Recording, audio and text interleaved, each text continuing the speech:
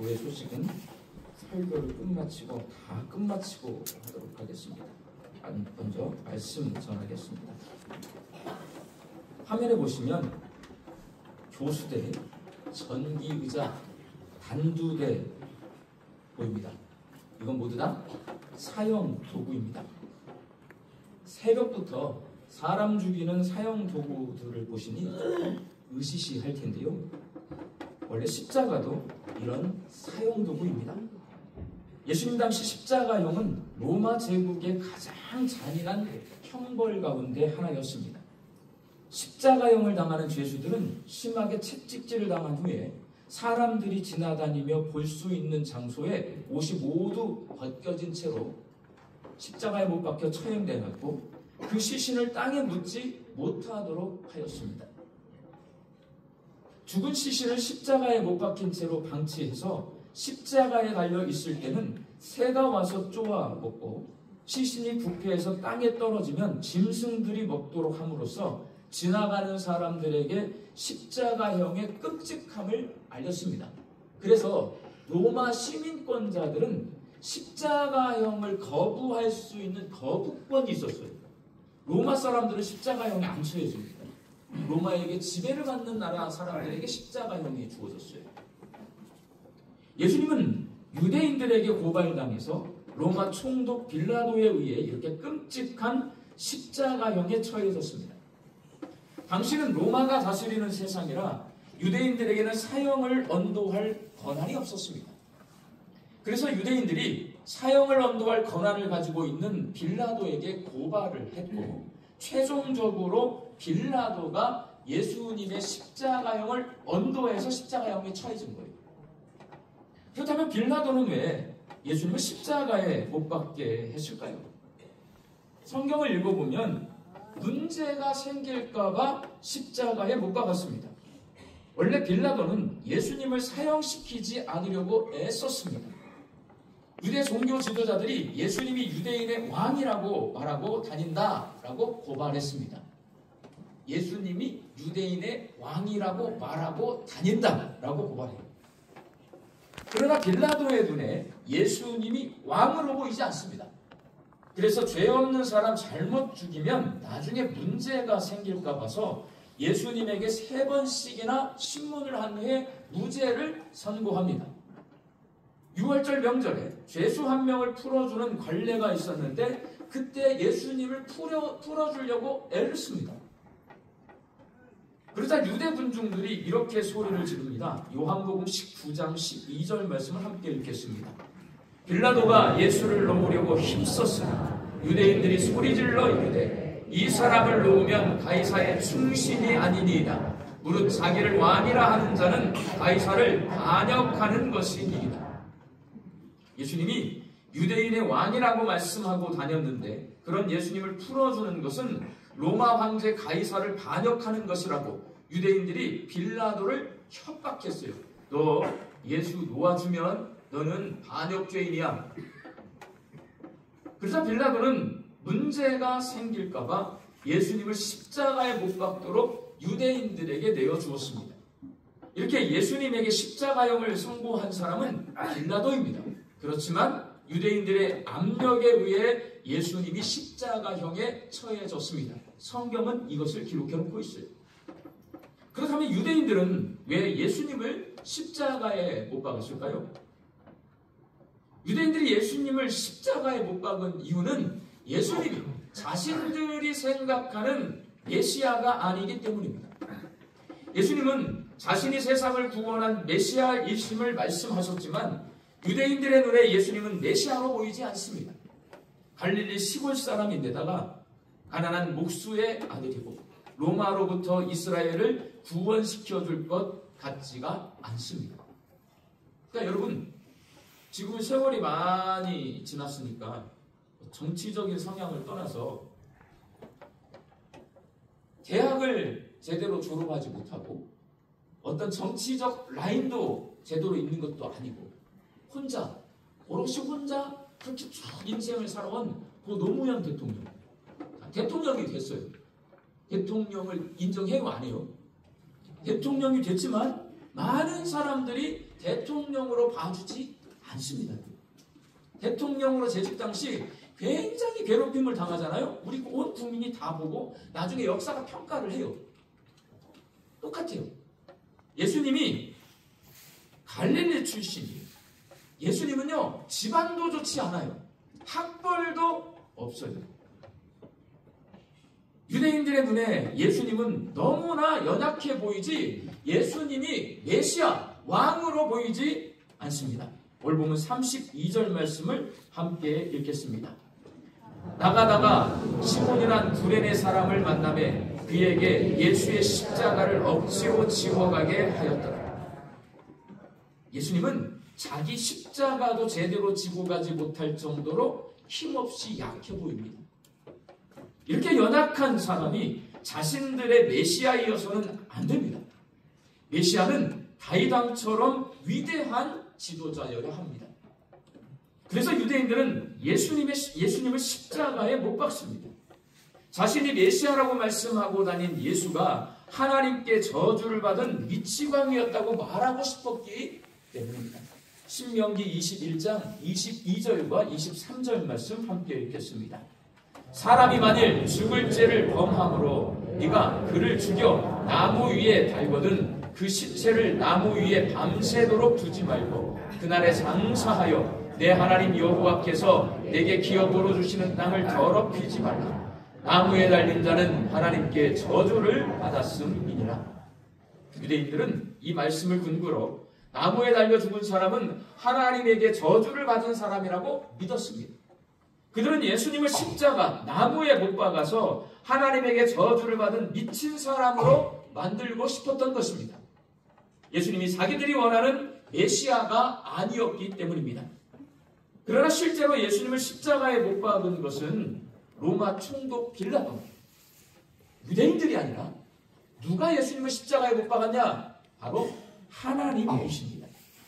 하나님은 예수님이 십자가에 못 박히시도록 계획하셨고 예수님이 십자가에 못 박혀 죽는 것은 하나님의 뜻입니다. 그렇다면 여러분, 하나님은 왜 예수님을 십자가에 못 박았을까요? 빌라도는 문제 생길까 봐, 유대인들은 예수님이 자신들이 생각하는 메시아가 아니어서, 그러면 하나님은 왜 예수님을 십자가에 못 박게 하셨을까요? 하나님께서 예수님을 십자가에 못 박으신 이유는 예수님이 하나님이 주신 권능으로 세상을 바꾸는 왕이심을 나타내시기 위해서입니다. 이번 특세 주제가 기도하며 뒤따라가는 세상을 바꾼 한 주간. 오늘이 이제 그 클라이막스인 거예요. 오늘 보면 37절 말씀을 함께 읽겠습니다. 그 머리 위에 이는 유대인의 왕 예수라 쓴 죄패를 붙였더라. 로마 군인들은 조롱하듯이 예수님 머리 위에 유대인의 왕 예수라는 죄패를 붙였지만 하나님은 십자가 위에서 예수님이 하나님이 주신 권능으로 세상을 바꾸는 왕이심을 드러내셨습니다. 왕이신 예수님은 십자가를 죄의 상징에서 죄 용서의 상징으로 바꾸어 놓으셨습니다. 십자가는 죄 지은 사람들과 하나님께 저주받은 사람들이 죄값을 치르는 사형틀입니다. 십자가는 죄를 상징했습니다. 그런데 하나님의 계획에 순종하신 예수님이 십자가에서 피 흘려 죽으심으로 말미암아 십자가에서 모든 사람의 죄가 용서되었습니다. 십자가는 이제 죄 용서의 상징이 된 것입니다. 왕이신 예수님은 하나님이 주신 권능으로 십자가의 의미를 죄에서 죄 용서로 바꾸어 놓으셨어요. 이건 아무나 못합니다. 왕이신 예수님은 십자가를 죽음의 상징에서 생명의 상징으로 바꾸어 놓으셨습니다. 원래 십자가는 단두대나 교수대나 전기의자와 같이 사람의 생명을 빼앗아가는 혐오스러운 물건이었습니다. 십자가는 죽음을 상징했습니다. 그런데 이제 십자가는 생명을 상징하고 있습니다. 이제는 전 세계 모든 사람이, 심지어 예수를 믿지 않는 다른 종교를 가진 사람들까지도 십자가를 죽음의 상징으로 보지 않습니다. 생명의 상징으로 봅니다.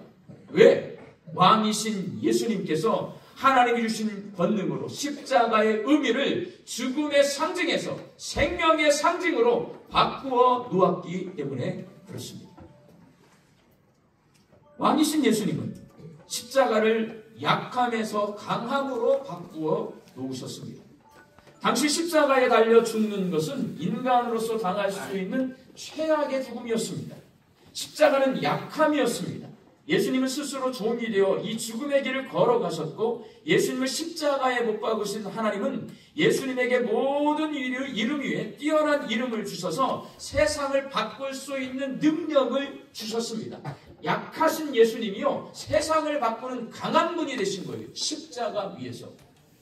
초대교회 성도들은 이 십자가 사건을 찬송가로 만들어 불렀는데, 그 찬송이 빌립보서 2장 6절에서 11절 말씀이에요. 그대로 노래를 부르거든요. 함께 읽어보겠습니다.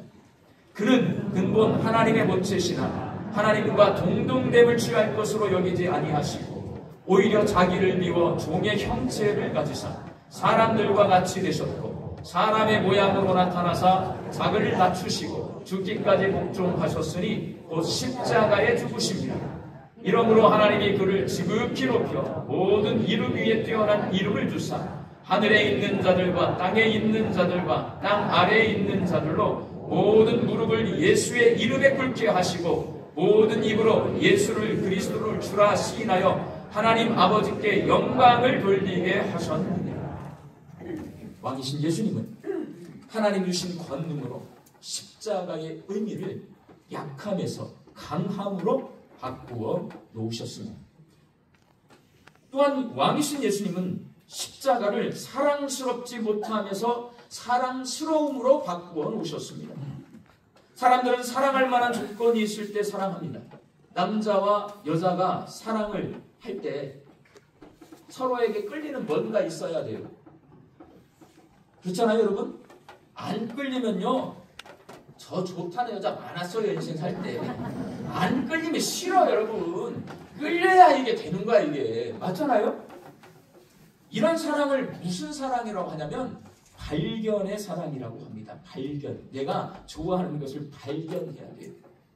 그러나 하나님의 사랑은 이런 사랑이 아닙니다. 사랑스럽지 않은 것을요, 사랑스럽게 만드는 이거를 창조의 사랑이라고. 사랑스럽지 않는데 사랑스럽게 만들어버려요. 아무리 눈을 씻고 살펴보아도 십자가를 사랑할 만한 구석이 한 군데도 없습니다. 그러나 예수님은 하나님이 주신 권능으로 사랑스럽지 못한 십자가를 사랑스러운 십자가로 바꾸어 놓으셨습니다.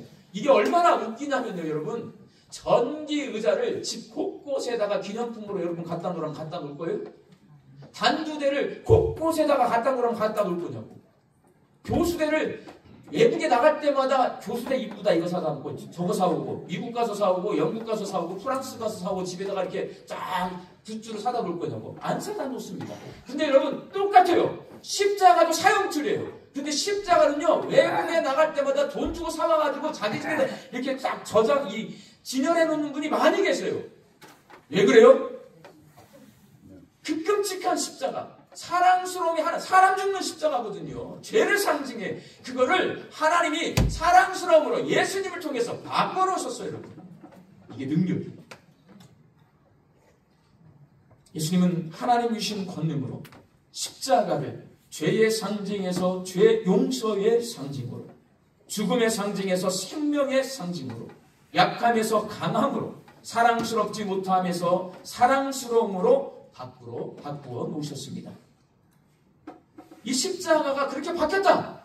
교회 꼭대기 위에다 달아놓은 이유. 왜 그러냐? 동일하게 예수님은 하나님이 주신 권능으로 뭘 바꿨어요? 세상을 바꾸셨습니다.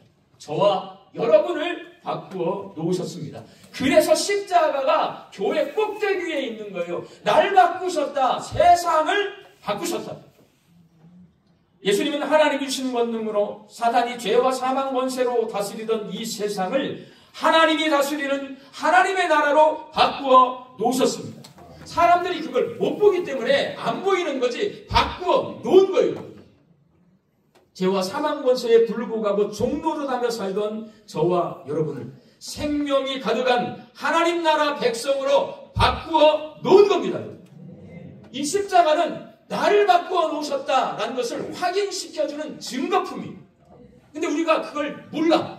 십자가를 잘 안 봐. 뭐만 보냐? 교회 오면 십자가를 바라볼 때 뭘 바라보면 주님 부자 되게 해주세요. 주님 병 고쳐주세요.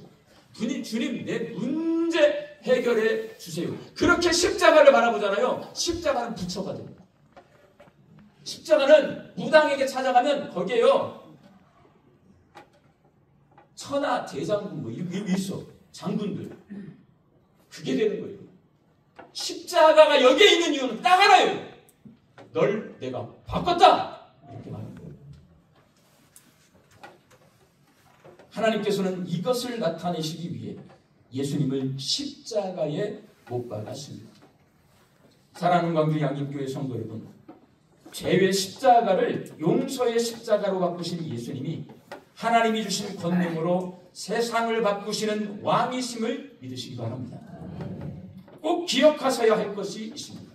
십자가의 능력이 있는 것이 아니라 그 십자가의 의미를 바꾸어 놓으신 왕이신 우리 예수님께 능력이 있습니다. 예수님보다 십자가를 더 좋아하시는 분들이 더러 있습니다. 우리는 십자가를 믿는 것이 아니라 죽음의 십자가를 생명의 십자가로 바꾸신 왕이신 예수님을 믿는 것 잊지 마셔야 합니다. 왕이신 예수님 때문에 십자가는 변화를 상징하는 물건이 되었습니다. 우리는 원래 십자가처럼 죄 많고 죽을 수밖에 없고 약하고 사랑스럽지 못한 존재였습니다. 왕이신 예수님께서 십자가에서 죽으심으로 말미암아 하나님의 권능으로 세상을 바꾸셨다는 것을 내가 믿으면 죄 용서를 받고 생명을 얻고 강하게 되고 사랑받는 존재가 됩니다. 십자가의 의미를 바꾸어 놓으셨듯이 예수님은 세상을 바꾸십니다. 우리 성도 한 사람 한 사람 개인의 삶을 바꾸시고 변화된 성도들이 모여있는 교회를 바꾸시고 그 교회를 통해 세상을 바꾸십니다. 여러분, 우리 양림교회에서 신앙생활 하시면서 여러분의 모습은 얼마나 바뀌셨습니까? 이번 특별 새벽 기도를 통해 내가 얼마나 바뀌었는지 한번 여러분의 자신의 모습을 생각해 보시기 바랍니다. 사람은 미련해서요, 내가 바뀐 거를 잘 모릅니다. 얼마나 모르냐면 저는 요즘 제 증명사진이 싫어요. 제 증명사진을 보면 제가 자꾸 내 안에서 이거는 사진사가 사진을 아주 잘못 찍은 거야 이렇게. 왜 그래요? 내 머릿속에는 젊은 내가 있는데 내 증명사진을 찍어보면 흰머리 난 내가 있어요. 여러분. 사람은 내 모습, 내가 바뀌었다고 잘 인식하지 못합니다. 여러분 스스로 내 신앙이 얼마나 바뀌었는지, 내가 예수님을 믿고 나서 얼마나 바뀌었는지, 내가 이번 특별 새벽 기도에 통하여서 얼마나 바뀌었는지 스스로 인식하기는 어렵습니다. 묻겠어요.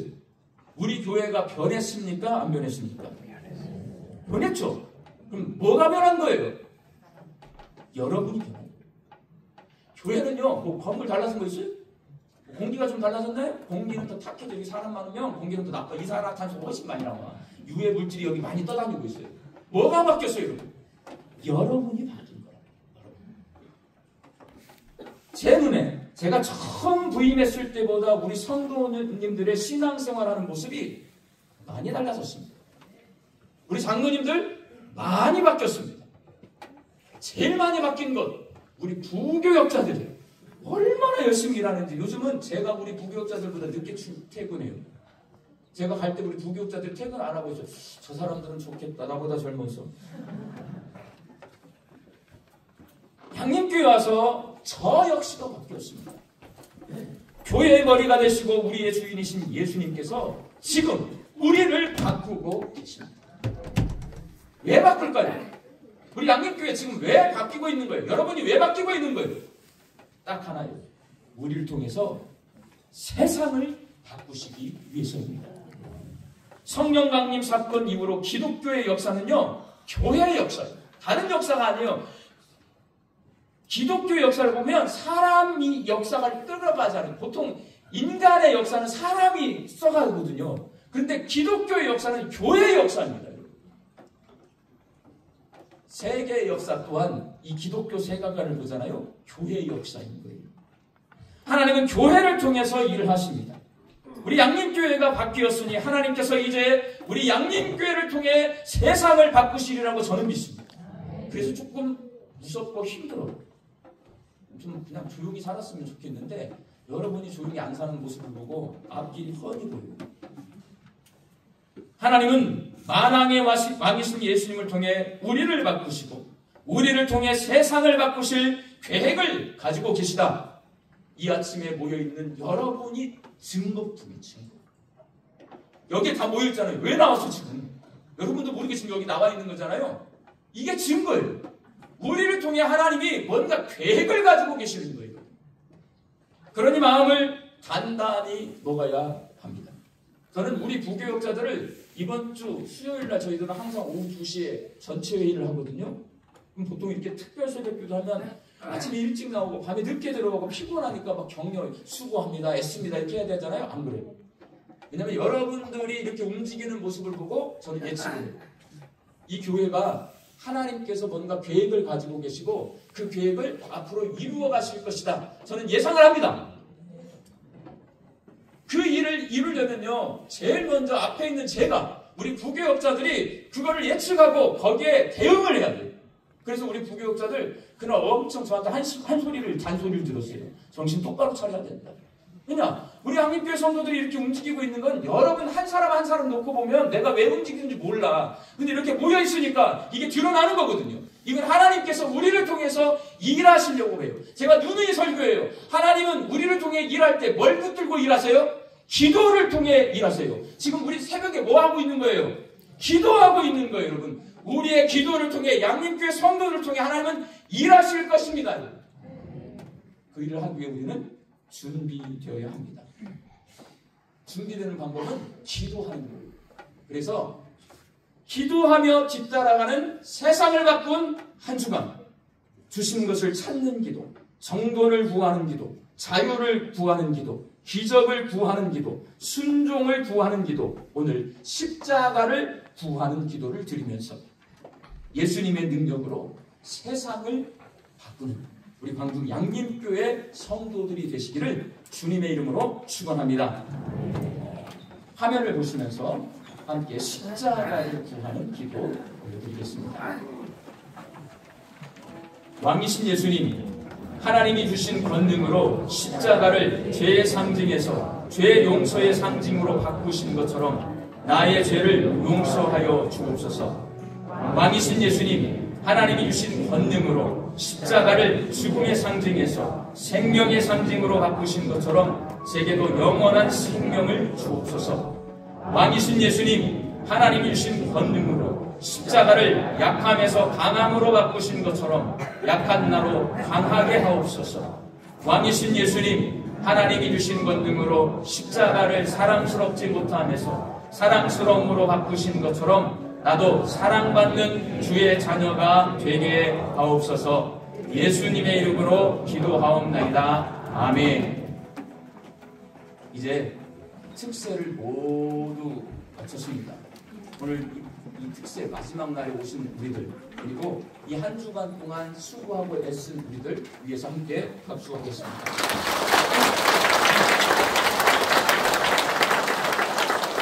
여러분이 특세를 하기 위해서 애쓰신 분들이 있잖아요. 눈으로 보시는데도 주차장, 식당, 눈에 보이지 않지만 저기 방송실, 우리 찬양대로 봉사해 주신 분들, 예배 순서를 담당해 주신 분들, 이거를 기획하고 여기까지 오도록 계속 준비해 주신 분들이 예배위원회예요. 그리고 오늘 특세 때마다 헌금을 하고 재정부도 수고를 하셔요. 그리고 우리 부교역자들 모두 다 애썼는데 수고하신 모든 분들을 위해서 박수하겠습니다.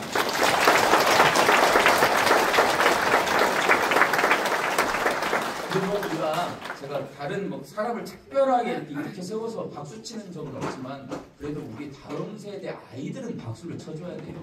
우리 초등학교, 중고등학교 학생들 다 일어섰어요. 어린 친구 다 일어섰어요. 네.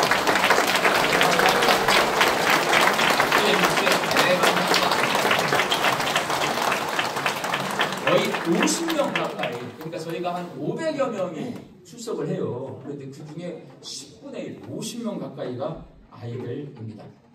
여러분들이 이제 궁금하게 생각할 이 동판, 저도 모를 동판에 대해서 다들 욕심을 내시더라고. 동판이 뭐라고 욕심낼 줄 알긴 했지만 제가 생각하지 못한 코로나19가 지나가면서 온라인으로 이렇게 우리가 하다 보니까 온라인으로 하는 것도 쳐달라 했는데 어제 예배위원회에서 상의를 했고요. 우리 당회원들도 논의를 하신 것 같아요. 원한대로 갑니다.